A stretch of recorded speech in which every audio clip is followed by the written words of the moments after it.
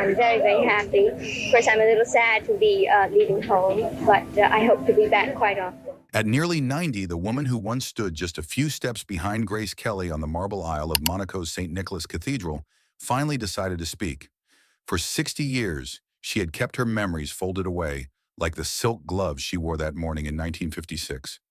Now, in a quiet interview overlooking the same harbor, where yachts still glitter like sequins on dark water, she confirmed what so many had whispered for decades, that the fairy tale palace had not been quite as golden as the world believed.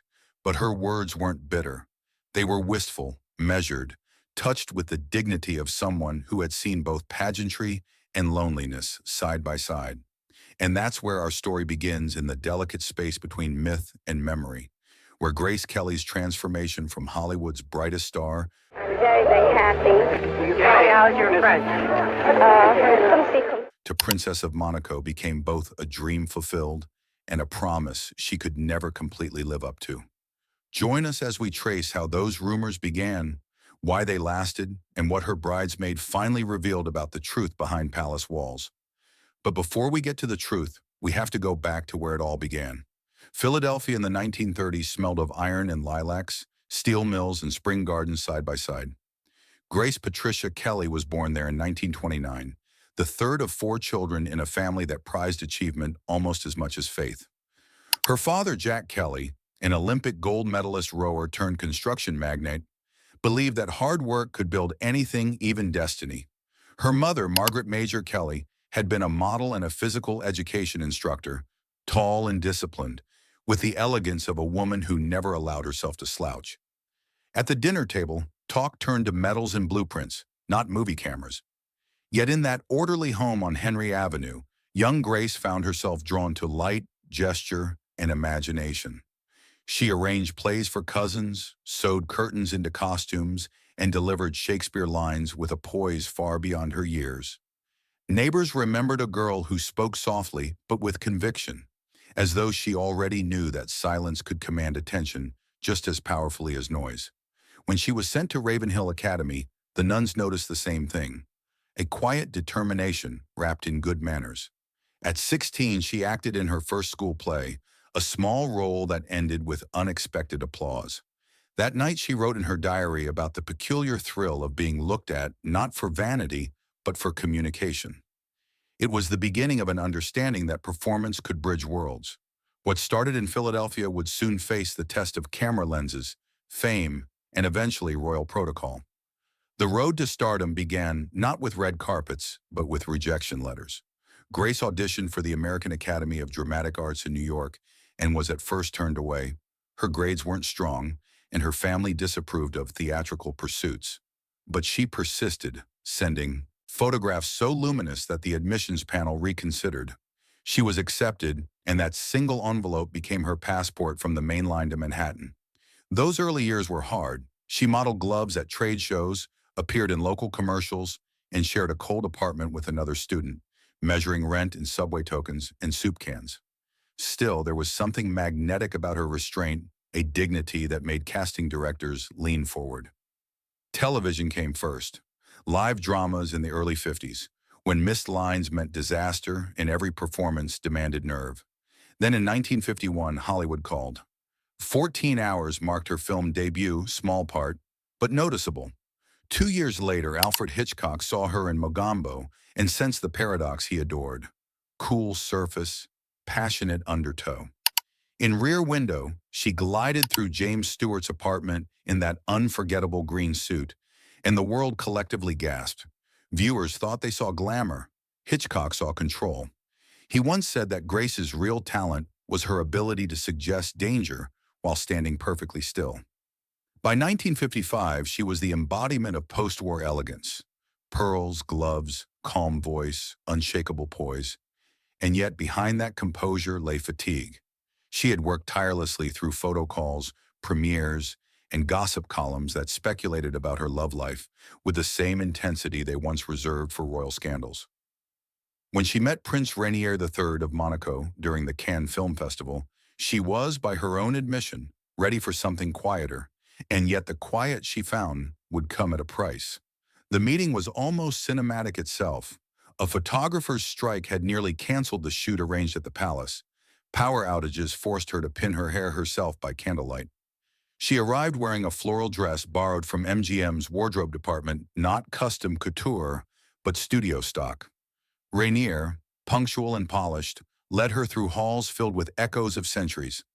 Observers later said there was instant chemistry, not fiery but curious, the way two people might study one another across parallel worlds. Their courtship, conducted mostly by correspondence, was brief. By Christmas 1955, engagement rumors spread faster than telegraphs could confirm them. American journalists framed it as a Hollywood fairy tale come to life. European nobles muttered that an actress could never truly become royalty. When the official announcement came in January 1956, fan letters to MGM tripled overnight. Grace Kelly, the girl who once modeled gloves for pocket money, was to become Her Serene Highness, Princess Grace of Monaco. I keep contact naturally with my family and my friends. I make a great effort. Now, if you're wondering how it really felt inside that whirlwind, accounts from her bridesmaids fill the gaps better than any press release. They spoke of rehearsals where etiquette tutors drilled them on curtsies, of late-night laughter in hotel suites as Grace rehearsed her vows in a whisper. Among them was her closest confidant, a college friend whose family had known the Kellys for years, the woman who, 6 decades later, would become the keeper of unspoken truths. On April 18, 1956, Monte Carlo bloomed with flags. Ships in the harbor honked horns in celebration. Schoolchildren waved paper crowns. Inside St. Nicholas Cathedral, the air was heavy with incense and anticipation. As Grace stepped forward in that now legendary Helen Rose gown, lace bodice, satin skirt, 37 yards of tulle, the world seemed to hold its breath. Beside her, the bridesmaids moved in practiced rhythm, balancing veils and bouquets under the blinding lights of news cameras. To outsiders, it looked flawless. But the bridesmaid later remembered something else. The sound of Grace's breathing, steady but quick, and the slight tremor in her gloved hand as she adjusted the prayer book. Not fear, she said, awareness. Grace Kelly knew that this wasn't just a wedding, it was the closing scene of one life and the cold open of another. And that's when everything changed. The palace on the Rock of Monaco was older than any Hollywood soundstage. Its corridors smelled of wax and stone. Its courtyards rang with bells from the cathedral below. For Grace, the first months were a study in adaptation. Reporters lined the gates. Courtiers corrected her posture. Letters from friends back in America went unanswered for weeks. Her new title required precision and discretion. Her Serene Highness had to remain serene, even when lonely. The bridesmaids who visited that summer saw a different side. Over afternoon tea, Grace laughed about learning French proverbs, about the palace cats who ignored protocol entirely. Yet when they left, one of them whispered to another that the place felt beautiful but echoing. Those words would resurface 60 years later, when that same woman, now elderly and reflective, chose to confirm the old palace rumors. But here's where it gets complicated, because the rumors weren't about scandal or betrayal. They were about the invisible distance between a woman's public image and her private reality, the tension between duty and identity. Some said she longed to act again. Others claimed she struggled with the weight of expectation from a court that valued lineage over artistry. For decades, the palace neither confirmed nor denied, leaving fans to fill the silence with conjecture. What the bridesmaid would later reveal was simpler and more human. Grace Kelly, she said, never regretted her marriage, but she missed the language of storytelling. She missed sets where people called her by her first name rather than her title. And she missed, above all, the sense of authorship over her own life. When the palace gates closed behind the motorcade that day, the cameras packed up and the fairy tale moved indoors, where flashbulbs no longer reached. Over time, the world stopped asking about Grace Kelly, the actress, and began referring to her only by her royal title. Her films disappeared from European theaters. Studio offers that once flooded her Beverly Hills mailbox were returned unopened by palace staff. According to friends, she understood why the role of princess demanded exclusivity, but that didn't make the adjustment easy. Her bridesmaid would later say the first year in Monaco was a master class in grace under observation. Every movement was choreographed. How to descend the palace stairs, how to greet diplomats, when to smile, when to speak. She learned quickly, but behind the controlled gestures, there was fatigue. At times, she'd wander the palace gardens alone, stopping to sketch the sea from a terrace, the only place where she could look beyond the walls. Now, if you're wondering whether the marriage itself was happy, that's where myth and reality blur. Publicly, Prince Rainier and Princess Grace presented unity, charity galas, state dinners, family photographs with Caroline, Albert, and Stephanie. Privately, according to close friends, they navigated the same challenges any couple would, amplified by the weight of sovereignty. Rainier governed a principality recovering from post-war tension. Grace represented its image to the world. When small misunderstandings occurred, the palace rumor mill turned them into legend. The bridesmaid recalled one evening in the late 1950s when she stayed at the palace during a Red Cross event. Grace hosted dinner for visiting dignitaries. Between courses, a vase toppled, shattering across the floor. While courtiers gasped, Grace knelt and began picking up the pieces herself.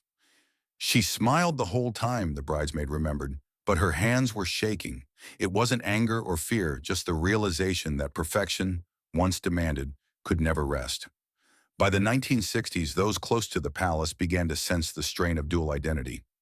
Grace remained devoted to her new country, launching cultural initiatives, restoring the opera house, and establishing children's programs.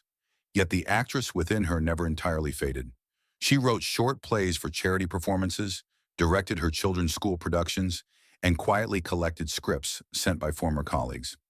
In 1962, Alfred Hitchcock offered her the lead in Marnie, a psychological thriller that could have marked her return to cinema. For a few months, the world held its breath. Would Monaco's princess step once more before the camera?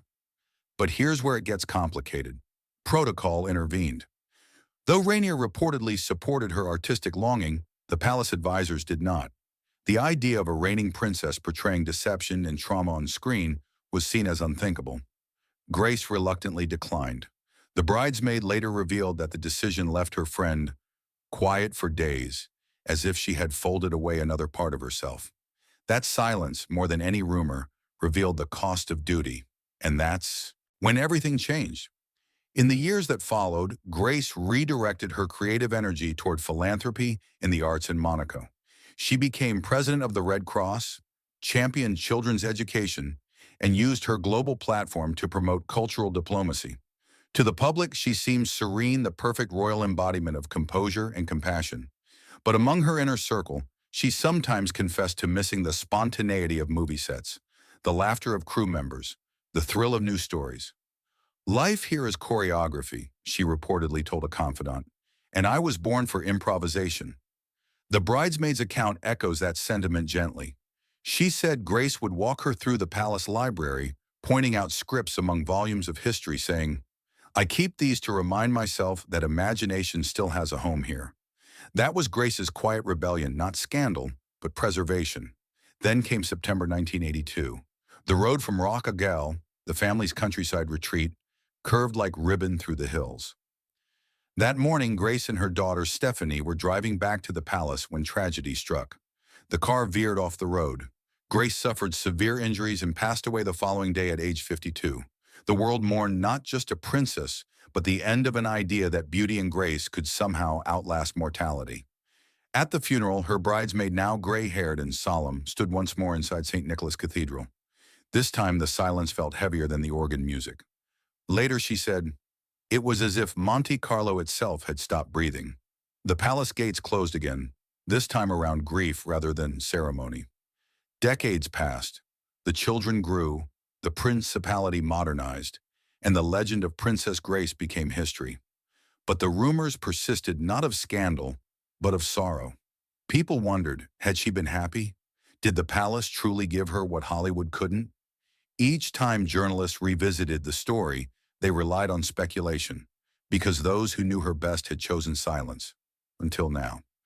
In her late 80s, living quietly in the south of France, the bridesmaid agreed to a rare interview. Her voice was soft but clear, carrying both affection and resolve. "The palace was beautiful," she began, "but it was not a fairy tale. It was real life, and real life is heavier than lace." She went on to confirm what many suspected, yet never heard directly. Grace Kelly had loved her family deeply, but missed the autonomy she once had as an artist. She never complained, the bridesmaid said. She adapted, always. But she told me once that performing wasn't about fame, it was about communicating. And without that, she felt a silence around her. For the principalities, it would go worse for myself.